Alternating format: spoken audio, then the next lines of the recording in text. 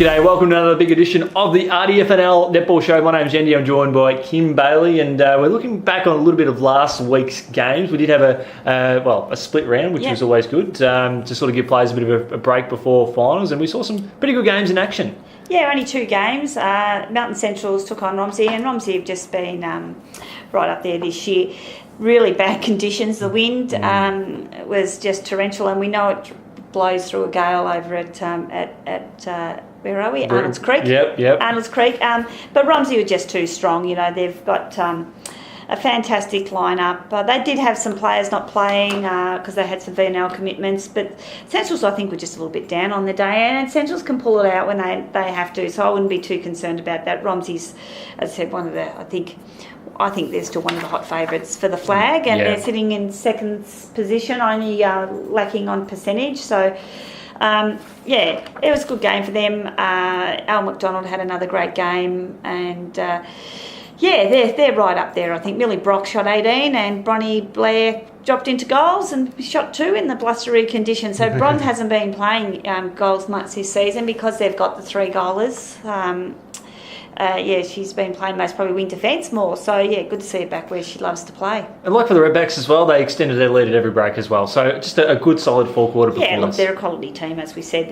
They've got strength all over the court. And some Centrals maybe just they're maybe not as experienced in some of the positions as what Romsey are. You know, they're full of A&L players. I think there's a couple of A&L players, 2 or 3, and then there's all VNL players. And it does make a difference, just the experience, I think. And we have seen with the Centrals in the past that as soon as they get to the finals, they are a very damaging side. They didn't they win a premiership a few years ago when they were out? 2014, I think it was. Might be 15.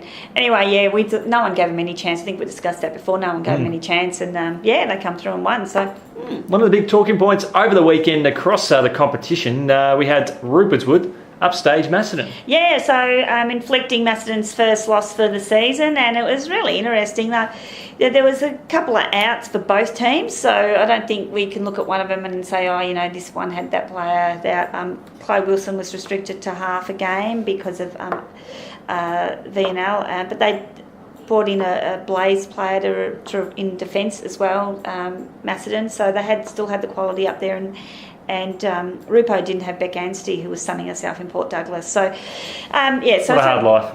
Hard life. So it was really interesting result. I think the lead was up and down. Rupo was they'd get back, and then Macedon would surge ahead. And young Hayley Matthews, who's been really quite one of the stars of this season, she was ill and had to come off the court. So. Rupa had to put Lucy Patina on, who's been playing a couple of games now, mostly in B grade, and she come in and did a fantastic effort in the end and just got them over the line. Look, I don't think Macedon will be too worried about a loss. It's hard to go through the season undefeated. I think they've most probably got first or second spot sewn up at this stage. They've got quite a good draw coming home. But great effort for Rupa with all their young kids. I think, I know Di McCormack's really wrapped with that result. And credit to them where they just kept persisting with those young kids. So, good result. Certainly a good game to have and get that psychological edge over them should they play each other in the business end of the season. We've got some big games coming up this weekend.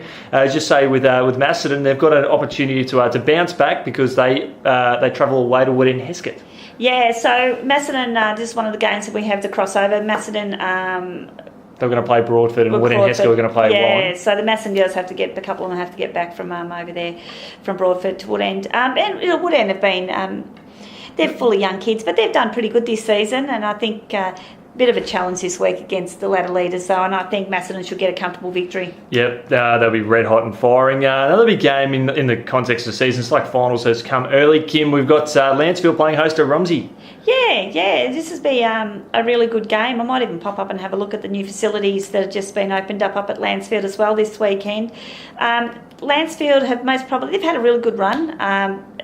I think they've flown under the radar a little bit as well, but depends what the settled lineup Romsey's going to put out on the court. Particularly they need to get that goal in combination. Is it going to be Hope and Millie, or is it going to be Hope and Chelsea, or it could be Chelsea and Millie, I don't know, but I think this is an opportunity to try that lineup that's going to work.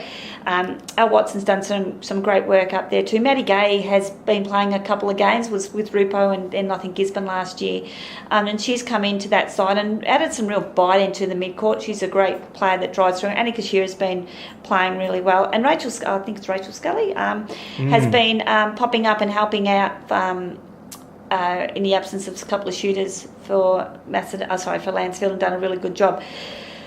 I think it'll be a pretty close game, but I'm going to go for Romsey. I'm going to go for Lansfield. Right. This is going to be a good finals-like atmosphere and a good chance to see where both sides are at. I think Lansfield really have to get this win to say we're a contender for the granny, and they'll want that. And they can still make top 2 as well, because a win here will make it a 4-point gap and a 1-game gap really, and they'll make up the percentage as well because it's only 2%. Next big game, Rockbank and Diggers Rest, and this is not going to be an easy game for Diggers Rest. Rockbank, I think, are the big improvers this year. They've sort of dipped their toe into the water, and it's taken them a little while to see where they are in RDFL netball, but they've really responded, and I like what they've done. But Diggers come off a flyer the week before, and they've got their tails up too. They're sitting in 6th, 8 points clear of Riddle. Don't think that Riddle will catch them, but they'll want to cement their place. And it's most probably an opportunity. If they win, they can actually, depending on how much they do get a victory by, they can move into 4th even. So they can still move some spots here. So it'll be really interesting, but I think they'll get the win, Diggers. Rupert's Wooden Riddle. Yeah, look, again, full of young kids. I know Riddle a bit short this week as well. They got some players away. Chris Harris is in Bali, I think. A couple of other players absent. I think Rupo will get the win. Yeah, I think so too. And last one, Sunbury Kangaroos and Melton Centrals. Yeah, like Kangaroos have come off some good games too. Haven't quite got victories, but they've been very, very close. They pushed Riddle a few weeks ago. Good performance. Yeah, it was. I think they only went down by 2 or 3 goals. Can't remember right off the top of my head. But I think Centrals will bounce back this week and get the win. Yep. Certainly will. Kim, thanks so much for joining us on this week's edition of the RDFNL Netball Show. We look forward to catching up with you later on. No worries.